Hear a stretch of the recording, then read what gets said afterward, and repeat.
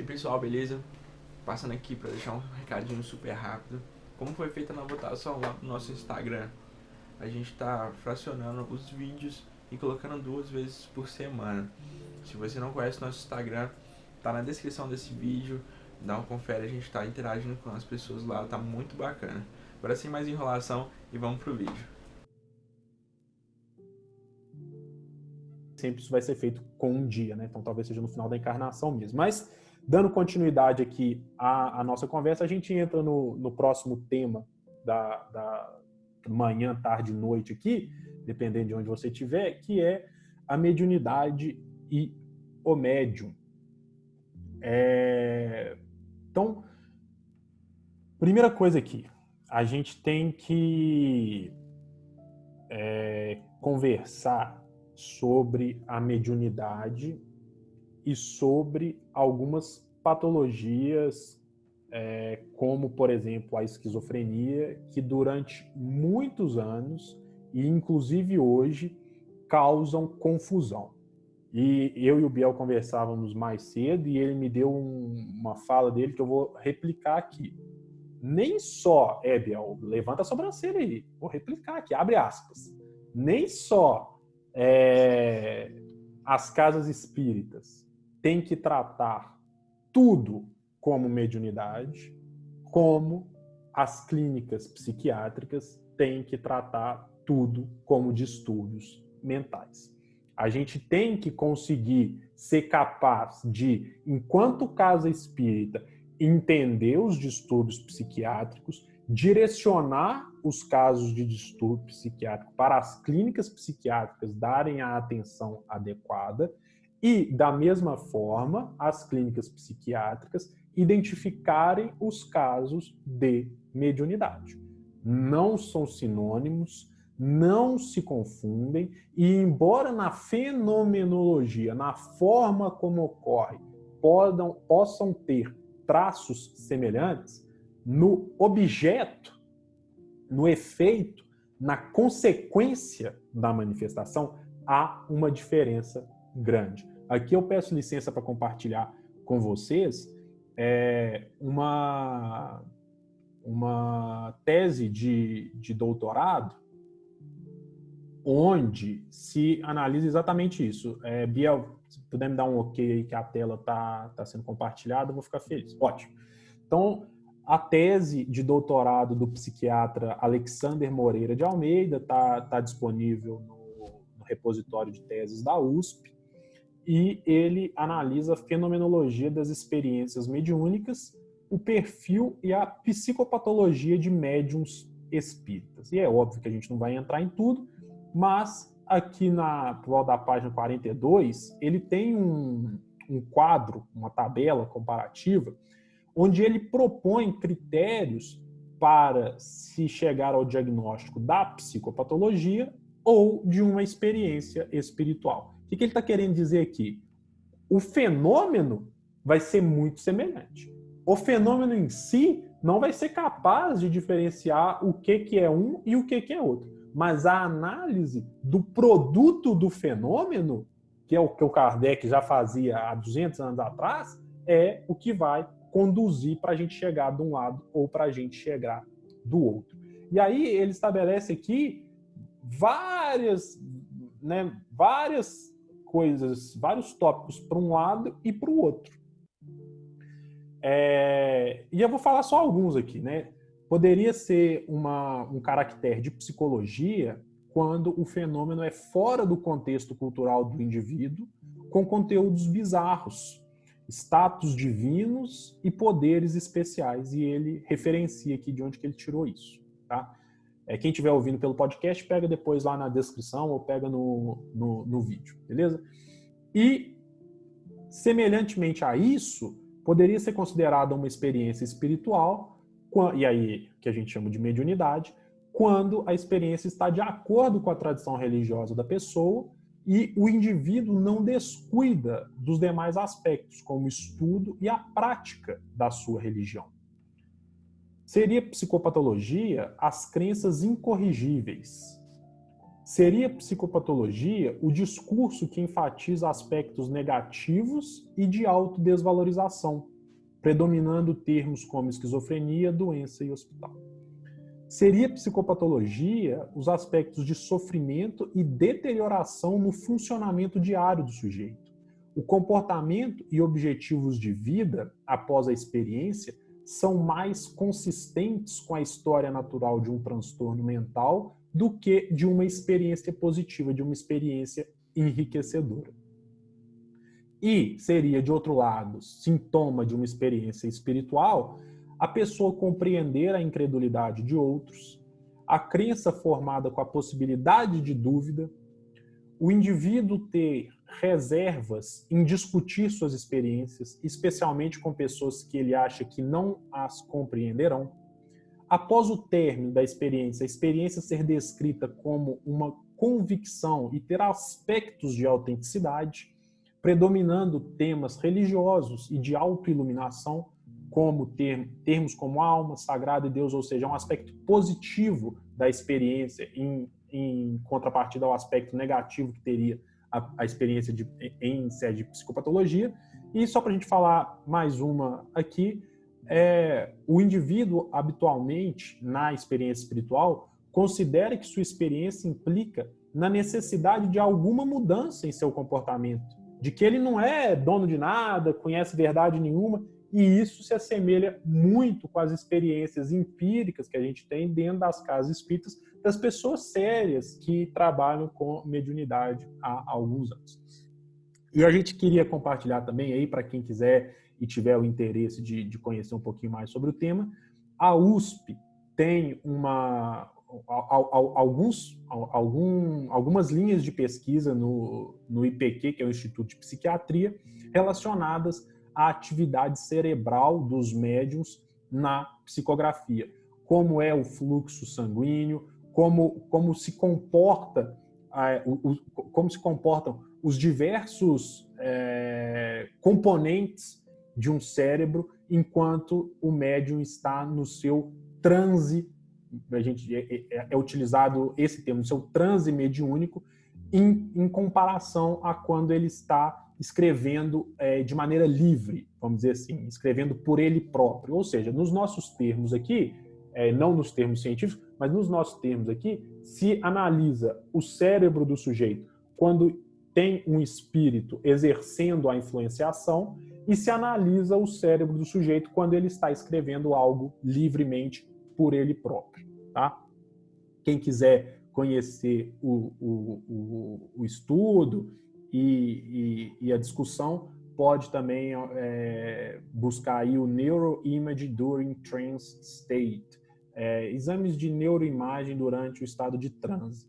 A Contribution to the Study of Dissociation, uma contribuição para o estudo da dissociação. Então, são estudos feitos justamente para separar o que é mediunidade do que são psicopatologias que a gente pode enfrentar aí enquanto sociedade. Fica a sugestão, tá? Sugerimos também analisar o NUPS, Núcleo de Pesquisa em Espiritualidade e Saúde da Universidade Federal de Juiz de Fora. O NUPS ele tem como um de seus coordenadores o doutor que a gente mencionou lá no início, o doutor Alexander, daquela primeira tese de doutorado. Então, vale a pena. Aqui tem algumas outras pesquisas. É claro que não dá para a gente ficar com o título aqui, né? A gente sugere que o pessoal leia o artigo, leia a discussão, formule suas hipóteses, mas a gente quer separar essa crença comum e essa confusão comum que é feita aí entre mediunidade e esquizofrenia para o bem geral de todo mundo, tá? E então, já entrando um pouco mais aqui no nosso tema, a gente quer que todo mundo aqui entenda que o processo, como ocorre o processo de comunicação dos espíritos com o mundo corporal, ou seja, se é uma ciência que estuda a natureza, a origem, o destino e a interação entre espíritos e mundo corporal, precisa ter um mecanismo para que isso ocorra. Então vamos olhar a mediunidade aqui como a gente olha um sentido, tá? Como a gente olha a visão, como a gente olha a audição. E vamos pegar especificamente a visão. Todo mundo, todo sujeito nascido, necessita de uma organização biológica para que a visão produza os efeitos que dela se espera enquanto sentido. Ou seja, é preciso uma organização do nervo óptico, das... Eu nem sei falar como é que é a organização, mas talvez o Gabriel queira nos elucidar. Não quer? Tá bom. Então, mas o que eu quero dizer? Quando a gente nasce, a nossa visão, ela vai se adaptando, ela vai se formando, e em algumas pessoas ela se forma de maneira perfeita, em outras pessoas ela se forma com certos graus de diferenciação, causando as miopias, os astigmatismos, e em algumas pessoas ela não se forma. Ou seja, e mesmo quando ela não se forma, ainda assim existem vários graus.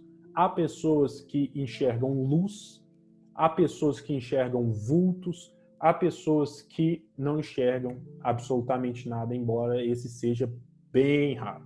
Então, o que a gente está querendo dizer com isso? Existem vários graus e existe necessariamente uma formação orgânica que possibilita o exercício completo da faculdade de enxergar. A mediunidade, da mesma forma. Ela depende de uma organização orgânica do nosso corpo físico para que ela se manifeste. E, em existindo essa organização, ela pode se manifestar 100%, como a visão 100%, ou elas podem se manifestar em diversos outros graus. Essa analogia aqui é só para a gente entender uma frase que é muito falada e pouco entendida, que é todo mundo é médium. Tá? Essa frase é repetida de muitas formas, em muitos lugares, e causa na pessoa assim, peraí, se todo mundo é médium, por que eu nunca vi? Por que eu nunca ouvi? Por que eu nunca senti? Por que nunca escreveram com minha mão? Por que nunca foi feito efeito físico aqui em casa? Por quê? Por quê? Por quê? E aí a pessoa não consegue dar continuidade às respostas quando não é feita essa introdução prévia. E o porquê disso é que, como a visão, a sua forma de mediunidade, ela pode estar em vários desses graus, inclusive comparado com a visão, naquele do cego de nascença, que não enxerga nada, não vai ver nada. Então, existe uma organização biológica, existe a possibilidade, existe a formação, mas em você isso não vai se manifestar como se manifesta em outras pessoas. Ou vai se manifestar num grau muito reduzido, que na nossa analogia seria como aquele que tem acesso só aos vultos ou só à luz. E vulto aqui não é o espírito, não. É a pessoa que não enxerga bem e enxerga só os vultos. Tá? Então, é importante a gente compreender a mediunidade como essa disposição orgânica que qualquer homem pode ter em 100%, né, cheia, pode ter em full, como existem as disposições orgânicas para fala, para audição, para visão. Tá? E ela é conferida como todos os outros sentidos são conferidos. E a gente não tem ainda elementos para precisar por que uma pessoa nasce. Não é porque em termos de formação do corpo físico, mas porque em termos de provas, de expiações, de missões, de trabalhos, uma pessoa nasce com faculdades completas e outra pessoa nasce com faculdades ainda não completas. Tá? O que dá para a mediunidade uma outra característica. Ela é entregue a todas as classes da sociedade, né? Tanto ao pobre como ao rico, tanto aos honestos quanto aos viciados, viciosos, corruptos. Tá? Ela não implica, o que dá também uma outra característica, ela não implica necessariamente que o médium vai sempre estar em relação em relações habituais com os espíritos, mas que ele tem a aptidão para servir de instrumento quando os espíritos assim dele necessitarem. Tem uma fala muito interessante de uma médium que a gente respeita bastante, que ela fala assim, ela tem o guia espiritual que trabalha com ela e que promove os trabalhos através dela, vamos chamar ele de Dr. X aqui. Aí ela fala assim, acho muito interessante quando o Dr. X, quando alguém fala comigo que estava conversando com o Dr. X, que o Dr. X apareceu, que o Dr. X respondeu todas as dúvidas. Aí eu, mas por quê? Eu falei assim, não, porque teve uma vez que eu estava com um problema muito sério, eu chamei o Dr. X, eu pedi auxílio para o Dr. X, eu falei com ele que estava com dificuldade, que eu queria muito que ele me respondesse, e ele me respondeu, depois de 2 anos e alguns dias, ele veio até mim, apareceu para mim e me respondeu, tudo, né, dizendo que não estava à minha disposição, mas que quando fosse possível ele também resolveria os meus problemas, não teria problema nenhum. Então, não significa que sempre vai haver a interação do médium com o plano espiritual, mas significa que vai haver a possibilidade. Diz Allan Kardec, no Evangelho segundo o Espiritismo, capítulo 24, item 12, que o bom médium não é aquele que se comunica facilmente com os espíritos, né? Que tá em casa, tá não sei o quê, e tá comunicando com os espíritos. Mas aquele pelo qual os espíritos nutrem uma simpatia. Por quê? Porque estão sempre em atividade, estão sempre dispostos a produzir o bem, estão sempre se atualizando, estão sempre estudando. E isso é óbvio. Imagina que você aí é um médico, um cirurgião, cirurgião do coração, não sei, você mexe com alguma coisa relacionada à cardiologia e tal. E aí você se atualiza, você estuda, você empreende conhecimento, e tem um sujeito que não quer nada com a dureza. E um outro que está lá também, se atualizando, buscando conhecimento, buscando entender. Com quem que você vai querer se relacionar? Os espíritos funcionam do mesmo jeito, velho. Do mesmíssimo jeito, não muda o plano espiritual. Né? Então, todo aquele que sente qualquer grau de influência dos espíritos é o que a gente vai chamar, de hoje em diante, médium, nas nossas conversas aqui. Então, aquela influência que o Gabriel estava falando mais cedo, ela é uma influência que se exerce em virtude da mediunidade. É a mediunidade, a faculdade inerente ao homem que possibilita a ocorrência dessa influenciação. Tá? Então, por isso que vem aquela frase de que todos são mais ou menos médiums. Mas a gente só qualifica assim, esse é o médium, aquele que está lá, manifestação ostensiva, e está escrevendo, e está falando, e está tudo acontecendo. Então, grosso modo, a gente gostaria que a mediunidade fosse entendida aí como uma aptidão, como uma possibilidade, como uma faculdade de todos os sujeitos, em uns mais desenvolvida que em outros, para servir de instrumento ao plano espiritual. E como todo instrumento, a gente tem aquela caneta que só de encostar a gente já consegue escrever. Agora a gente tem aquela outra que a gente tem que sacudir, esquentar a ponta dela com isqueiro, no fogão e tal, porque é difícil o trem funcionar. Né? Como todo instrumento, tem aqueles mais dóceis e mais suscetíveis de serem utilizados e aqueles menos dóceis e menos suscetíveis de serem utilizados. Quem define isso? O próprio médium. É ele que vai se dar as qualidades, as características de um médium mais ou menos dócil, de um médium mais afinizado com o plano espiritual ou menos afinizado com o plano espiritual. Como é que ele vai fazer isso? Estudando, trabalhando, estudando, trabalhando, estudando, trabalhando. Aí quando ele estiver bem cansado de estudar e trabalhar, ele pode sempre estudar e trabalhar. Não, mas aí já não dá mais. Faz uma oração, então, para não ficar com o tempo desperdiçado. E aí, segundo Emmanuel, a mediunidade é aquela luz que seria derramada sobre toda a carne, prometida pelo Divino Mestre. E essa promessa está lá em profeta Joel, né, capítulo 2, versículo 28. Derramarei o meu espírito sobre toda a carne, e vossos filhos e vossas filhas profetizarão. É o que está lá na Bíblia. Significa o quê? Esse profetizar, as gerações profetizaram. significa que vão falar sobre coisas dos céus. E sobre essas coisas, como disse lá o Alexander na sua tese de doutorado, vamos ter as características da humildade e não da esquizofrenia. Quer diferenciar se é um evento mediúnico ou um evento, uma psicopatologia? Analisa o conteúdo da manifestação e não o fenômeno em si, tá? Então, grosso modo, e já devolvendo a palavra para o Biel, são essas as distinções entre médium e mediunidade que a gente gostaria de fazer aqui hoje.